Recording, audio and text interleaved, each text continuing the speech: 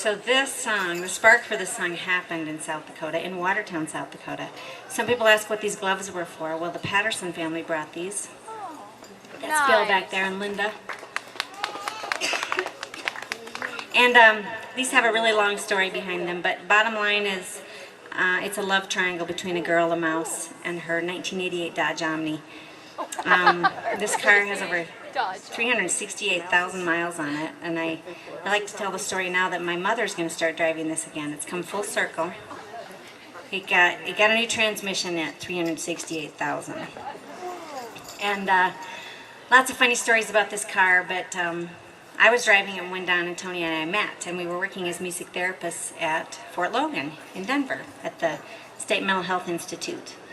And all the musicians that play with us were patients there, as was Special Tony over here. And anyway, we have a lot of stories about my car, and I'm notorious for carrying a lot of stuff in it. And these guys would try to come up with items just to be funny, to see if there was any way I would have them in my car. Well, I thought they were serious, and I could always find these items in my car.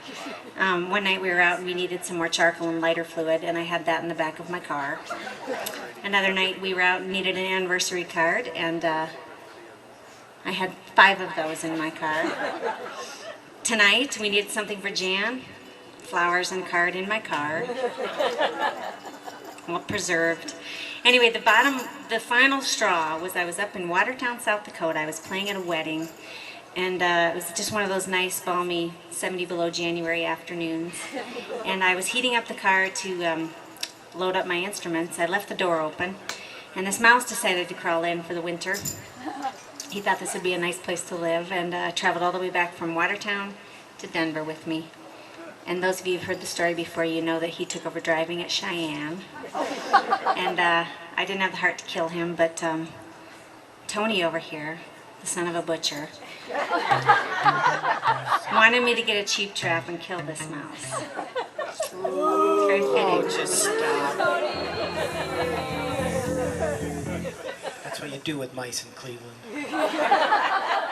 Don, on the other hand, helped me find a Catch 'em Live Have a Heart shrew trap I bought for $15. I set that night after night in the back of my car, and for 6 months. And I never caught this crazy mouse. The trap was defective, and he ate very well for the winter. Did no damage to my car. He moved out in the spring and just left some real minor things behind. Minor. And it's a very true story. So at the time I took inventory. I know this is a long story, but at the time I took inventory of my items in my car, of which were these new big yellow double crisscross polygraph gloves. And that is why these are here today. These are famous gloves, and if you know this, please sing along. This is the Ballad of Mary's Car, and this is on our first CD, and so are the words on the inside.